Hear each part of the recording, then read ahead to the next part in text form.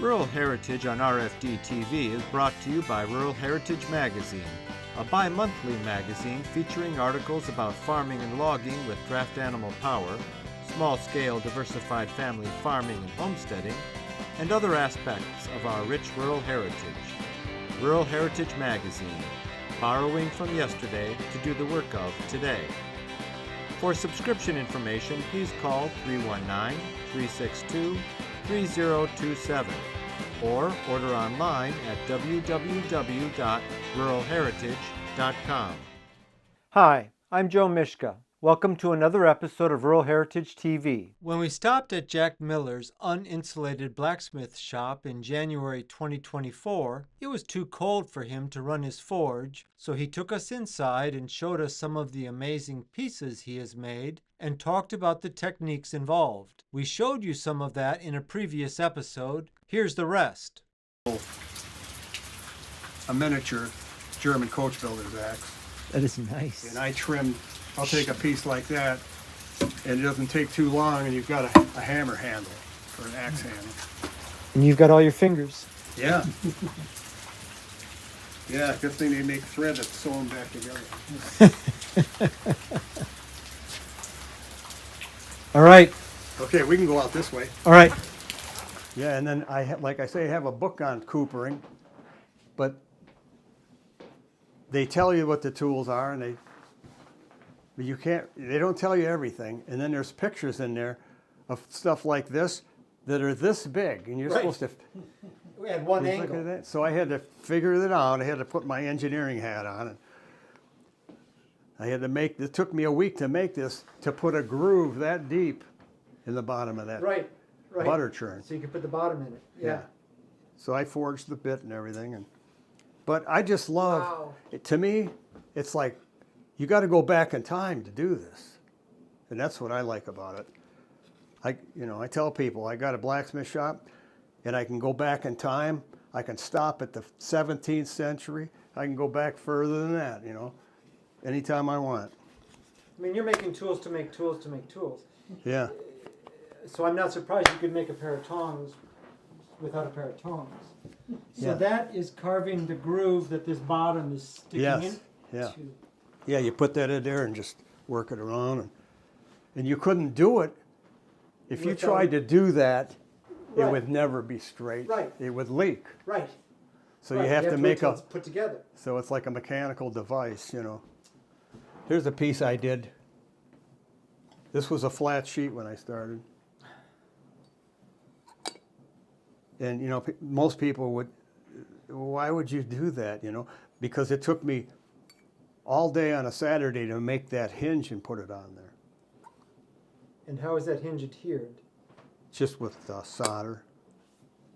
Just use regular So plumbing solder. you had a flat sheet, and you've got to form it into a tapered bowl. Yeah. Yeah, that's called raising a vessel. Right. You That's what you said before. Yeah. yeah, you put the metal on the horn, and you hit it just above the point of contact, and you're bending the metal up the hill. And so you just one trip all the way through it is called a course. And then you have to heat it up and quench it in water, and that softens it, that anneals it. And so this piece was probably annealed 40 times. So nobody's going to take the time to do that, but I had to know. I had to do it. And this is iron. Yeah, this is a piece of a railroad spike here, and I soldered it on. And there's tin on the inside. Yeah, and you had to put a pattern in it. You could have just left it. Actually, that's kind of temporary. I keep thinking, well, I've got to put a brass handle on it or a copper handle. And I've got a book that tells you can make a tube, and then what they did when they made trombones and that, those right. turns in them like that. Yeah. You never guess how they did that. They would take that 12-foot piece of tubing that's tapered and pour hot lead in it. No. And then they could bend it I and figured melt. they put something in there. But you couldn't get anything else out of it. You have to Right, melt 'cause the then you lead can melt out. it again, the lead would pour out. Yeah.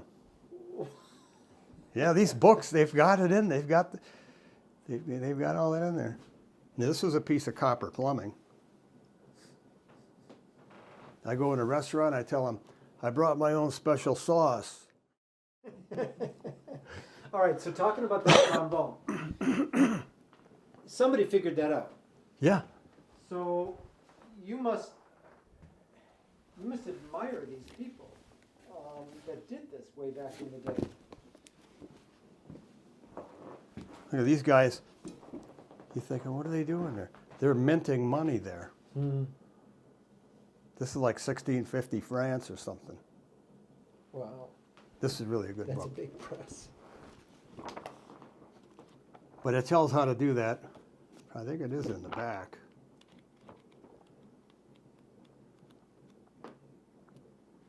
It tells about mining and all kinds of stuff in here. How they cast bronze. When are you going to start sculpting marble or something?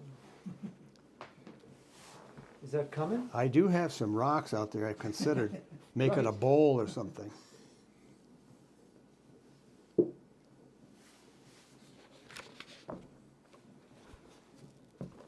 See, here they're forging an anchor. Look at this big crane. Yeah. There's the trip hammer, water-powered trip hammer.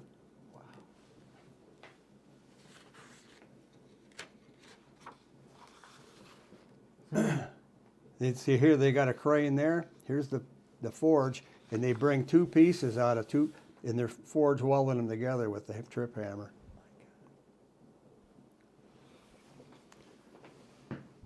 And these guys are all running around with three-cornered hats and wooden shoes. Right, right. Yeah. This is a reprint from way back then, you know. Yeah, right. That is so cool. That anchor is ginormous. Huh. Yeah, they did more with less, didn't they? They sure did. Well, that's what I mean when I say. I mean, I can't believe you did all this stuff, but then they did it back in the day with under worse conditions. You make a lot of nails for people, No. just for fun. Yeah. Well, now and then I'll sell a few at a show. But I made one of these from that picture. Just this, just the hammer. It's not as fancy as these, but it would work. And the funny thing about all this is I can't do this stuff every day. There's good days and there's bad days, you know. Okay. There are days that And you don't try to force it. you just haul off and do it and it comes out, you know. Yeah, yeah. Yeah, this is quite a book.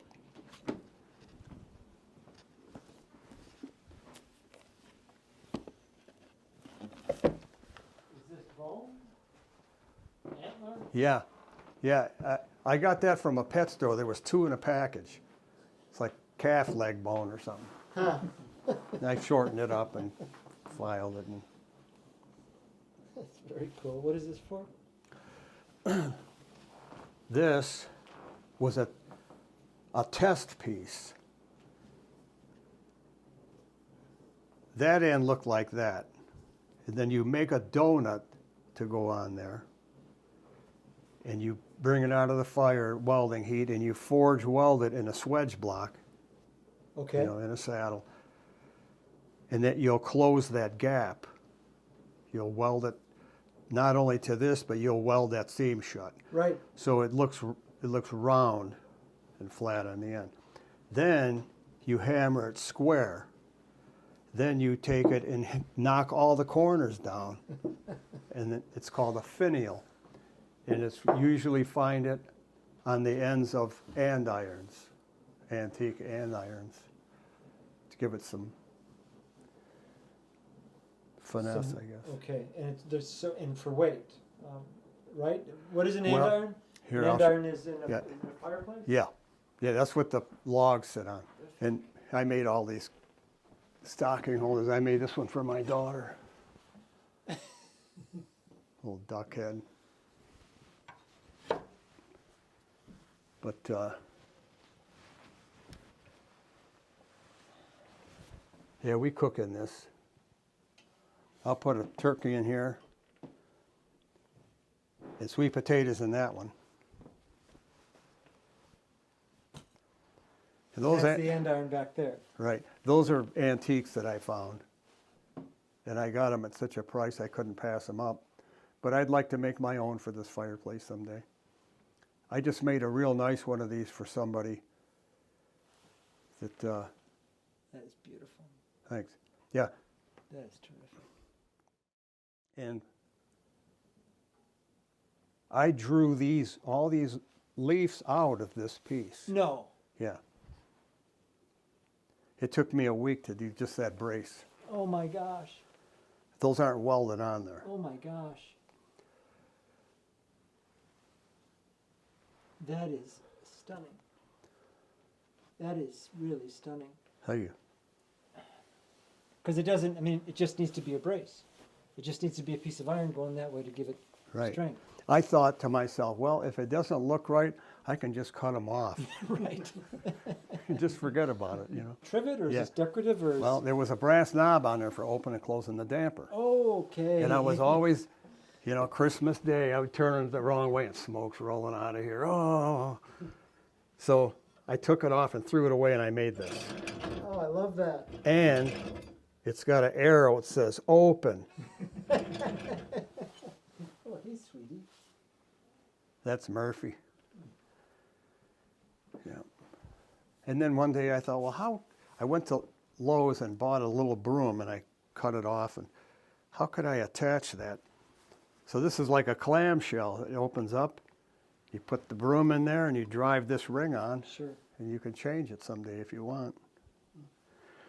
But this is one of the early pieces I made, and when you're starting out, it's really easy to overbuild things. I mean, Right. it only has to It's be heavier. half that thick. You know? Right, and so it's heavier to use than it needs to be. It wears you out. Yeah. Yep. And I put these on here because I think they're decorative, and I think it adds strength to the stone when you put iron on it. You know, I mean, just the appearance. Yes, yes, it does. Absolutely. No, it fits perfect. This was a piece of black gas pipe I hammered into that shape.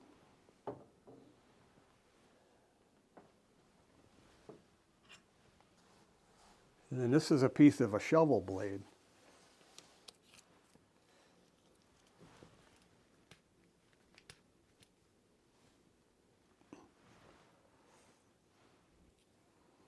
It'll shoot this arrow across the room in the blink of an eye. I bet it will. That is very cool.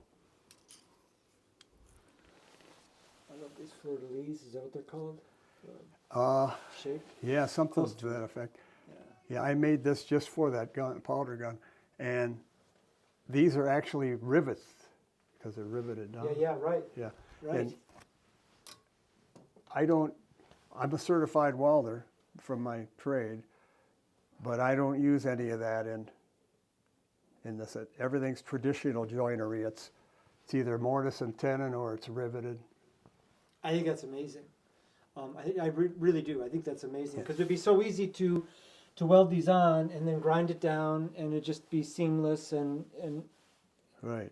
and there's people who would like that even better almost because it would look so finished to them. But I just love seeing the hammer marks and to know how it was made. I love the gingerbread man. Yeah, exactly. I made that one for my son. Yeah. I found this rock one day, and it's got a dent in it, and I Yeah. said, I know what I'm going to do with that. So I made this little guy, and he sits in it. I was at a show, and I bought this. I knew what it was. It was filthy black grease all over it. Yeah, so I brought it home and cleaned it up, and I get to looking at it, and that's a coin. I'm thinking, oh yeah, look at that. And so the year before the federal government started coining money in 1788, This is a 1787 Massachusetts penny. That is beautiful. And they used it for a washer on there. Yeah, right. And this one is a similar coin. I looked them up in a coin book. And it's the reverse side of a similar coin. Oh my goodness. Same period. But this was made by a carpenter, and it's for copying an angle. Yeah. And black walnut. Where'd you find that? At a machinery show. They didn't know what they had? No. In fact, these go for like $100 a piece. I bought them for $5.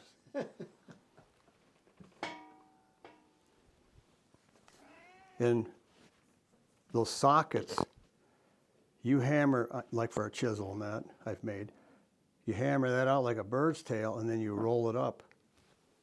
And you hammer that seam, forge weld it. Good Lord. So those are hard, the little ones. Yeah. That is terrific.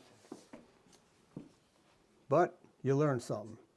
We now have 4 volumes of America's Rural Yesterday books with photos of farm life 100 years ago.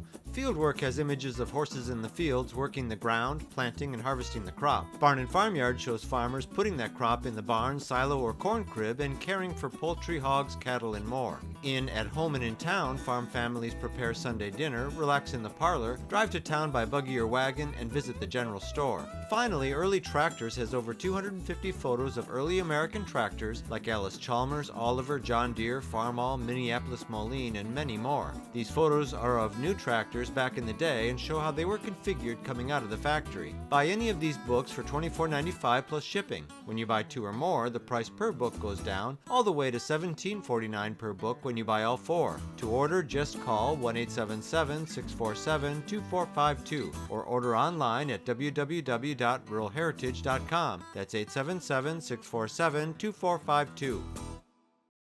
There's a knife I made for somebody. I know it. A good friend of So mine. that they can measure their fish? Is that a ruler? No. No, it was this guy said to me, you know, I've got this old raft file my dad used to put in the hasp on the barn. He said, if you could make a knife out of it, he said, I'd always be Reminded. Yeah. Yeah. Okay. And so I did. I put copper rivets through it. That's terrific. Yeah, elk horn. There's some andirons. I gave this lady, she said, can you make a cradle for my cabin fireplace? I said, the period of time that you know, this cabin was, you want andirons. She said, okay. So I gave her a book, and she picked the hardest ones in the book. They're 30 inches tall. What a handful. And they're notched in the back. And these 2 things, you can move them. It's for cooking game hens. Here's my mailbox. Oh my God. Did you see that when you came in? No.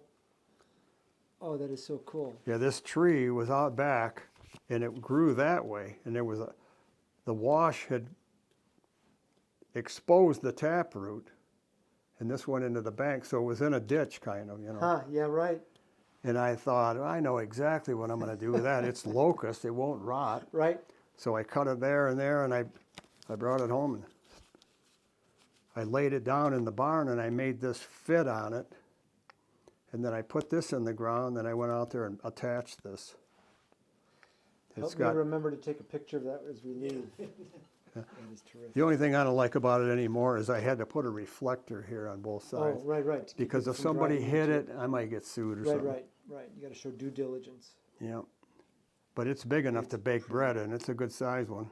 It's terrific. And I forge welded the numbers. Yep, exactly. I make these little spatulas. I made one of these for a lady I know at church, and I said, Bev, the next time Jim says, how about a little breakfast?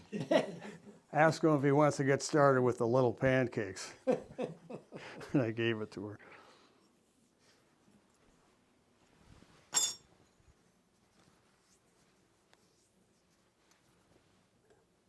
Yeah, this guy, Bill Grishner, 1998. That's when I bought those swedge blocks out there. Uh-huh.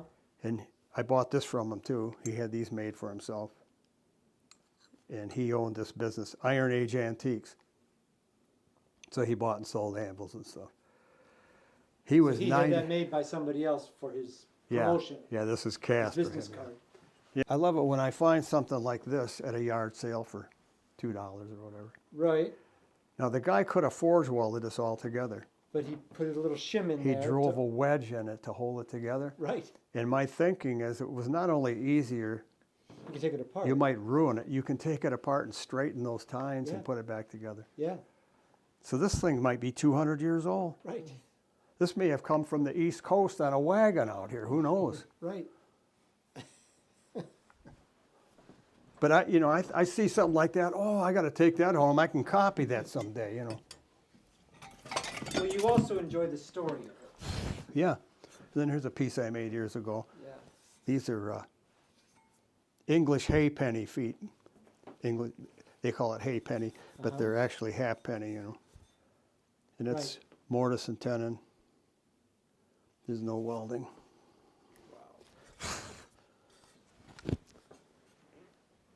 But I made that probably 18, 19 years ago. And I thought, well, it took almost 2 days to make that. Well, I'll just put $170 on it. This is a unique piece I found in an antique store in Montana. That is great. And nobody would know what that is, but I knew. It's for the farmer that couldn't tie a knot he couldn't untie. Right. Yeah, that would be pretty easy to take apart. We just give it some slack. Yeah, and a lot of these things,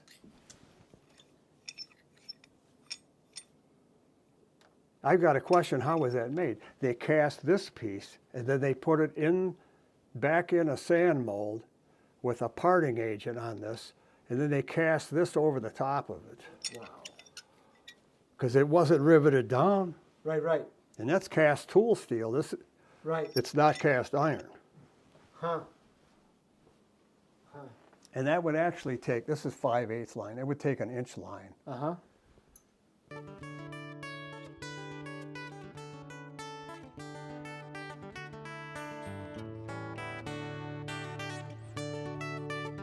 This program is available for purchase. To order your copy, please call 319-362-3027 or visit www.ruralheritage.com. Rural Heritage is a bi-monthly magazine dedicated to draft animal farming and logging, as well as other aspects of our rich rural heritage. It is published by Mishka Press, which also offers a complete line of back-to-the-land books, DVDs, and calendars.